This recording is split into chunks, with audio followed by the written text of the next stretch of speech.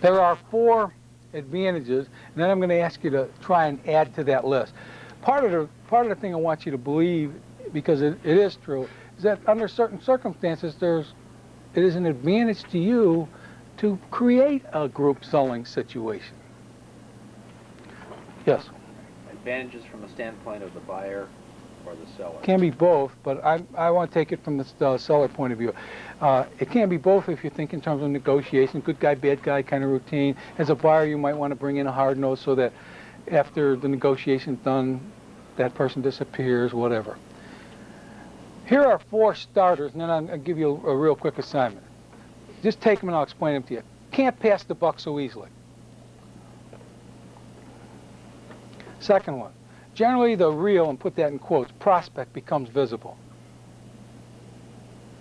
Number 3, the insincere objection usually don't appear so readily. Not always, but usually don't appear so readily. And number 4, sometimes the last court, it's a make it or break it decision. Let's go back and look at each one of them for a minute. Tom. Little Tommy walks into your office one Sunday morning and says, Daddy, can I go to the movies? And you look up and you're busy and you say, you better ask your mother, I don't know what our plans are for today. Little Tommy meanders into the kitchen and says, Mom, can I go to the movies today? And Mom says, you better ask your father, I don't know what our plans are. Well, we run into those situations in business all the time. One effective thing that this kid can do is have a group meeting and say, look, damn it, can I go to the movies or not? You know, so you can't push them around, or you can't avoid the decision so easily if the prospect's in the room in a group selling situation. Look at the next one. Generally, the real prospect becomes visible. There's one other complication we have in our pecking order theory for us. This is the head pecker. Very often, way down in the organization chart, there is somebody without credentials who is, for Terry Reedy, ran corporate America, or how many accountants with just the title accountant, or how many just research guy or plant guy who really affected the head pecker. The next thing you have to ask yourself is, well, why isn't it this guy? He's the vice president, or the next obvious one. Got a theory behind that? Why doesn't this guy become the power behind the throne? Normally, that guy wants the head pecker's job, so he doesn't always help him when he's Yeah. he wants it. Just think of our own political situations. Johnson was one of the most powerful men ever in the Senate. When Kennedy made him vice president, yeah, the guy ran around going to funerals. It was terrible.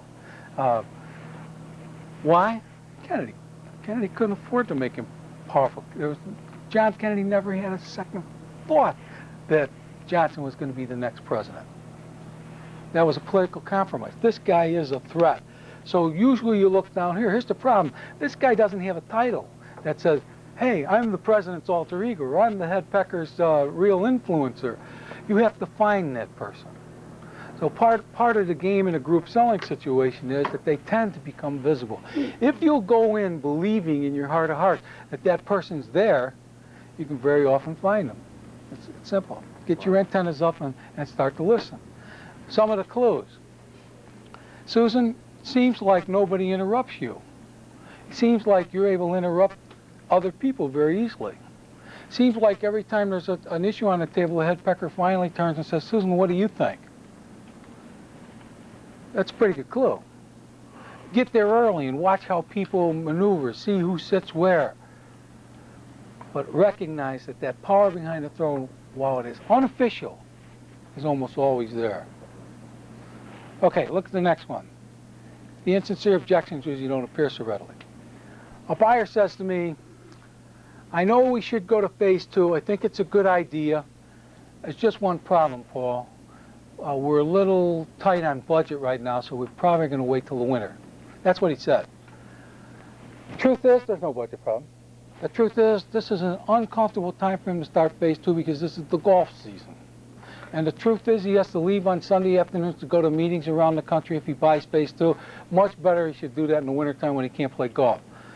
There's no way in the world I can ever call him a liar on that. But I can keep those kind of people from giving me less insincere objection in a group situation. Because 3 of you work together, Tom, you're not going to say there's a budget problem in front of two of your people that know there's not a budget problem.